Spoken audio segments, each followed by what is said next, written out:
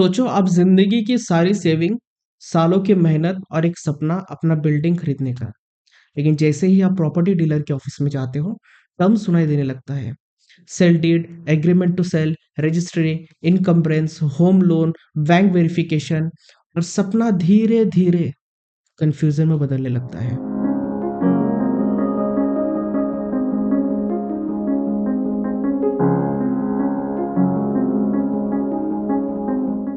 गलत डॉक्यूमेंट हो गया, एक लीगल टीम मिस हो गई, तो ये सपना सबसे बड़ी गलती भी बन सकता है। इसलिए आज के इस वीडियो में मैं आपको बिल्डिंग खरीदने का पूरा प्रोसेस से स्टार्ट से एंड तक बताने वाला हूँ। कौन सा डॉक्यूमेंट जरूरी होता है, कौन से लीगल टर्म का मतलब क्या होता है, रजिस्ट्री से पहले क्या चेक करें, बैंक से लोन का एक्चुअल ग्राउंड लेवल प्रोसेस क्या होता है। ये वीडियो सिर्फ इंफॉर्मेशन नहीं है, बल्कि आपकी प्रॉपर्टी बाइंग जर्नी को एक रोड मैप है, बिल्कुल सिंपल वे में, बिना किसी टेक्निकल कंफ्यूजन के। अगर आप बिल्डिंग खरीदने का सोच रहे हो और ये वीडियो स्किप करना आपको बहुत महंगा पड़ सकता है। सबसे पहले बात करते हैं रिसर्च की। कोई भी प्रॉपर्टी खरीदने से पहले उसका लीगल प्रॉपर्टी वेरीफाई करना सबसे ज़रूरी स्टेप होता है। देखिए, ये 5 डॉक्यूमेंट हर बायर को चेक करना चाहिए प्रॉपर्टी खरीदने से पहले। सबसे पहले और सबसे इंपॉर्टेंट डॉक्यूमेंट होता है टाइटल डीड। टाइटल डीड का मतलब क्या होता है? सोचो, एक आप बिल्डिंग खरीद रहे हो, पैसा दे दिया, लेकिन बाद में पता चला सेलर असली मालिक ही नहीं था। यहीं पे टाइटल डीड का रोल आता है।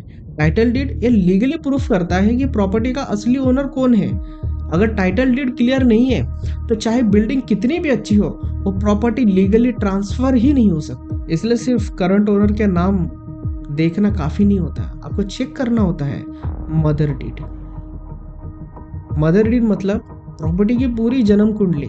इसमें लिखा होता है प्रॉपर्टी सबसे पहले किसके पास थी, फिर किसने किसको बेची और कैसे ओनरशिप ट्रांसफर होती रही। अगर कहीं भी चेन टूट रही है या कोई डॉक्यूमेंट मिसिंग है, समझ जाओ रिस्क है। इसलिए याद रखो, अगर टाइटल डीड क्लियर और प्रॉपर मदर डीड हो तो सेफ प्रॉपर्टी डील। बात करते हैं इनकम्बरेंस सर्टिफिकेट की, यानी ईसी।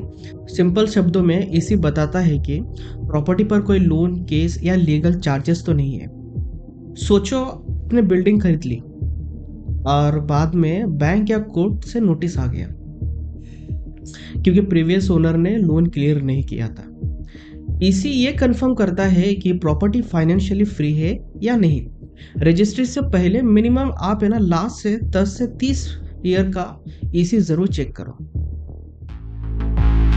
अगर आप नया फ्लैट या अंडर कंस्ट्रक्शन बिल्डिंग में फ्लैट लेने का प्लान कर रहे हो तो सबसे पहले चेक करो कि प्रोजेक्ट रेरा के अंडर रजिस्टर है या नहीं।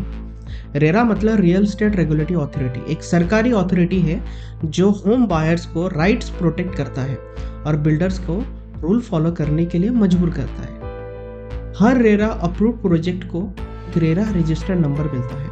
ये नंबर आपको प्रोजेक्ट के ब्रोशर, एड या वेबसाइट पर मिल जाएगा। उस नंबर को लेकर अपने स्टेट की ऑफिशियल रेरा वेबसाइट पर जाओ और चेक करो कि प्रोजेक्ट सच में रजिस्टर है भी या नहीं। अगर प्रोजेक्ट रेरा के बिना है तो इसका मतलब बिल्डर ने प्रॉपर रूल्स फॉलो नहीं किए, और ऐसे प्रोजेक्ट लेना बहुत रिस्की हो सकता है। ऐसे केस में बिल्डर प्रोजेक्ट डिले कर सकता है, प्लान चेंज कर सकता है, या आपको वही चीज न दे जिस चीज का आपको प्रॉमिस किया गया था, और फिर आपके पास स्ट्रॉन्ग लीगल प्रोटेक्शन भी नहीं होगा। जब भी आप प्लॉट या लैंड खरीदने का प्लान करते हो तो ये समझना ज़रूरी है कि वो लैंड किस काम के लिए है। ये डिसाइड करता है म्युनिसिपैलिटी और लोकल अथॉरिटी। वो बताता है कि लैंड रेजिडेंशियल यानी घर बनाने के लिए है, कमर्शियल यानी दुकान या ऑफिस बनाने के लिए, इंडस्ट्रियल फैक्ट्री वगैरह के लिए। एक होता है एग्रीकल्चर लैंड, जिसको खेती बाड़ी के लिए यूज हो सकता है। अगर आपको घर बनाना है तो कंफर्म करो रेजिडेंशियल पर्पस के लिए अप्रूव्ड है। इसका मतलब म्युनिसिपैलिटी ने अलाउ किया है कि यहाँ पर घर बना सकते हैं। अगर लैंड इंडस्ट्रियल या एग्रीकल्चर कैटेगरी में आता है और आप उस पर घर बनाते हो तो वो इल्लीगल माना जाता है। ऐसे केस में सरकार या लोकल अथॉरिटी आपका कंस्ट्रक्शन रोक भी सकती है या कभी कभी तो तोड़ भी सकती है। जो नेक्स्ट डॉक्यूमेंट आता है वो होता है अपना सीसी और ओसी। तो दोनों ही फाइनल सेफ्टी और लेगलिटी कंफर्म करता है। और जो सीसी होता है उसका फुल फॉर्म होता है कंप्लीशन सर्टिफिकेट। ये बताता है कि बिल्डिंग एग्जैक्टली अप्रूव्ड प्लान से बना है, मतलब बिल्डर ने जो मैप गवर्नमेंट से अप्रूव करवाया था वही फॉलो किया। अगर बिल्डिंग के पास सीसी नहीं है तो कंस्ट्रक्शन टेक्निकली इलीगल माना जा सकता है। बैंक भी ऐसे प्रोजेक्ट को लोन देने से मना कर देती है। अगर रेडी बिल्डिंग खरीद रहे हो तो सीसी जरूर मांगो। नेक्स्ट आता है ओसी। ओसी ये कंफर्म करता है कि बिल्डिंग रहने के लिए सेफ्टी है। फायर सेफ्टी, ड्रेनेज, इलेक्ट्रिसिटी सब चीज चेक किया जाता है। बिना ओसी के वाटर और इलेक्ट्रिसिटी परमानेंट नहीं मिलता। फ्यूचर में लीगल ट्रबल भी आ सकता है। अब बात करते हैं पैसों की। प्रॉपर्टी का प्राइस देखकर ही डिसाइड मत कर लो, उसके साथ आता है हिडन चार्जेस, जैसे स्टैम्प ड्यूटी, सरकार का टैक्स, रजिस्ट्रेशन फीस, रजिस्टर करने का चार्जेस, मेंटेनेंस चार्जेस जो डेली बिल्डिंग के खर्चे होते हैं, club house charges, society facilities के लिए लिया जाता है, जीएसटी अगर प्रॉपर्टी अंडर कंस्ट्रक्शन है तो, ब्रोकरेज या फिर एजेंट का कमीशन। इन सब का है ना रिटर्न ब्रेकअप बिल्डर से या सेलर से जरूर लो।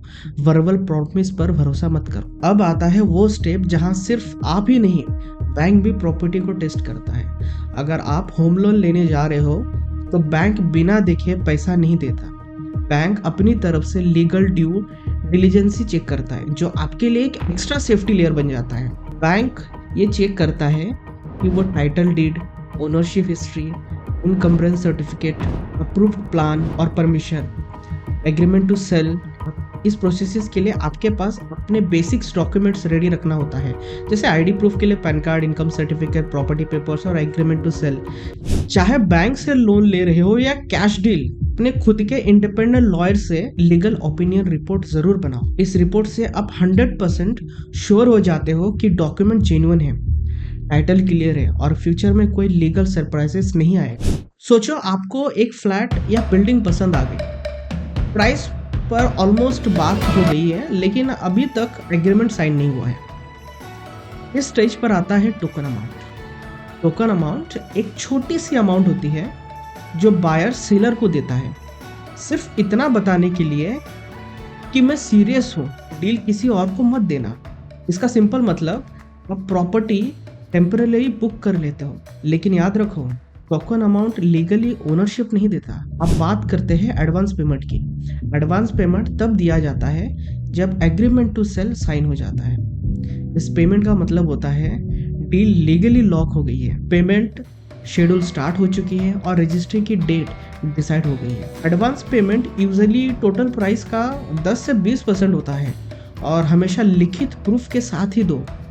ऐसे वर्बल प्रोमिसेस या ऐसे मुंह बोली बातों पर आप बिलीव मत करो। जो भी चीज़ आप दे रहे हो या डॉक्यूमेंट ले रहे हो उनसे, सब चीज़ का है ना राइटिंग में प्रूफ लो आप। सोचो आप और सेलर के बीच सब कुछ डिसाइड हो गया है, प्राइस फाइनल हो चुका है और दोनों साइड रेडी है। अब आता है एक important step, agreement to sell. Agreement to sell एक टेम्पररी लीगल कॉन्ट्रैक्ट होता है जिसमें लिखा होता है प्रॉपर्टी का final price, payment schedule, possession, date और अगर डिले हुआ तो पेनल्टी क्या होगी। यानी सिंपल वर्ड में आज प्रॉमिस कल ओनरशिप। बेस्ट प्रैक्टिस ये है कि agreement to sell proper stamp paper पे हो, लॉयर के सामने ड्राफ्ट और साइन करो और दोनों पार्टीज का सिग्नेचर क्लियर हो। एग्रीमेंट टू सेल स्ट्रांग होगा तो रजिस्ट्री के दिन स्मूथ होगा। और फिर आता है सबसे फाइनल और सबसे powerful document, final sale deed. जब आप पूरी पेमेंट कंप्लीट कर देते हो, बिल्डर या सेलर आपके नाम पे सेल डीड एग्जीक्यूट करता है। ये सिर्फ एक पेपर नहीं होता है, ये वो डॉक्यूमेंट है जिसके थ्रू प्रॉपर्टी की ओनरशिप लीगली आपके नाम ट्रांसफर होती है। इस मूवमेंट के बाद लॉ की नजर में आप ही प्रॉपर्टी के मालिक होते हो। लेकिन साइनिंग से पहले एक चीज कभी स्किप मत करना, सेल डीड का हर एक पॉइंट ध्यान से पढ़ो। प्रॉपर्टी का कंप्लीट एड्रेस राइट है कि नहीं, flat, unit number, carpet area या बिल्डअप एरिया, टोटल अमाउंट जो आपने दिया है, बायर और सेलर के एग्जैक्ट नेम, सभी रिक्वायर्ड सिग्नेचर्स। एक छोटी सी स्पेलिंग मिस्टेक या एरिया का मिसमैच फ्यूचर में बड़ा लीगल इशू बना सकता है। रजिस्ट्री के दिन जल्दी नहीं, समझ के साइन करो। रजिस्ट्री कंप्लीट हो जाती है, सेल डीड आपके हाथ में आ जाता है, लेकिन कहानी यही खत्म नहीं होती। म्यूटेशन का सिंपल मतलब है म्युनिसिपल रिकॉर्ड में ओनर का नाम बदलना। जब म्यूटेशन कंप्लीट हो जाता है, प्रॉपर्टी टैक्स बिल आपके नाम पर जनरेट होता है और गवर्नमेंट रिकॉर्ड में आप ऑफिशियली ओनर माने जाते हो। म्यूटेशन ओनरशिप प्रूफ नहीं है, लेकिन टैक्स और सिविक रिकॉर्ड के लिए बहुत ही इंपॉर्टेंट होता है। रजिस्ट्री से ओनरशिप मिलती है, म्यूटेशन से गवर्नमेंट रिकॉग्निशन मिलता है। बिल्डर या सेलर आपको पोजीशन लेटर देता है जो ये कंफर्म करता है कि आप प्रॉपर्टी ऑफिशियली आपके कंट्रोल में है। पोजीशन लेने से पहले एक स्टेप कभी स्किप मत करना, फाइनल इंस्पेक्शन।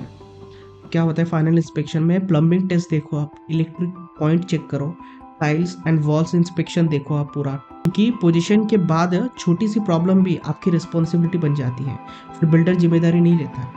साइन करने से पहले बिल्डिंग पूरी तरह से चेक करो। कोई भी प्रॉब्लम लगे तो बिल्डर से आप कह के है ना वो प्रॉब्लम ठीक करा, नहीं तो पूरा पैसा आपको देना पड़ेगा, क्योंकि पूरी ओनरशिप आपके पास है अभी। अगर आपकी बिल्डिंग हाउसिंग सोसाइटी के अंडर आती है, एक और इम्पॉर्टेंट स्टेप बाकी होता है सोसाइटी के रिकॉर्ड में अपना नाम ट्रांसफ़र करवाना। नाम ट्रांसफ़र होने के बाद मेंटेनेंस बिल आपके नाम पे आता है और आपको सोसाइटी की फैसिलिटीज़ और वोटिंग राइट मिलती है। मेंटेनेंस का मतलब lift, security, cleaning, water, sinking fund और फ्यूचर बिल्डिंग रिपेयर्स के लिए सब वगैरह वगैरह सब होता है। घर सिर्फ खरीदना काफ़ी नहीं है, सोसाइटी सिस्टम समझना भी बहुत ही ज़रूरी होता है। तो दोस्तों, ये था बिल्डिंग खरीदने का फुल लीगल प्रोसेस, रिसर्च से लेकर रजिस्ट्रेशन और पोजीशन तक। याद रखिए, बिल्डिंग खरीदना एक इमोशनल डिसीजन ज़रूर है, लेकिन बिना लीगल नॉलेज के ये रिस्की भी हो सकता है। हर डॉक्यूमेंट को डिटेल से पढ़ो, डिटेल वेरीफाई करो, क्योंकि आपकी हार्ड अर्न पैसा आपका सपना है। किसी भी बिल्डर के फ्रॉड या फिर किसी इलीगल प्रॉपर्टी को आप ऐसे ही मत खरीदो। जितना भी मैंने डॉक्यूमेंट आप सभी को बताया, वो डॉक्यूमेंट एज अ पर्सनली आप चेक करो या फिर लॉयर से चेक करो। बिना डॉक्यूमेंट प्रूफ, ओसी, ईसी, जितने भी डॉक्यूमेंट्स मैंने बताया आप सभी को, प्लीज़ आप सभी अपने प्रॉपर्टी को खरीदने से पहले चेक करो, क्योंकि पैसा बहुत मेहनत से आता है। आई होप मेरी बात को आप समझ रहे हो। वीडियो को अच्छे से देखो, कुछ पॉइंट अगर समझ नहीं आया तो आप कमेंट में मैसेज करके बताओ, मैं आपको क्लियर कर दूंगा। मिलते हैं तब तक नेक्स्ट वीडियो के लिए। You pray in the evenings.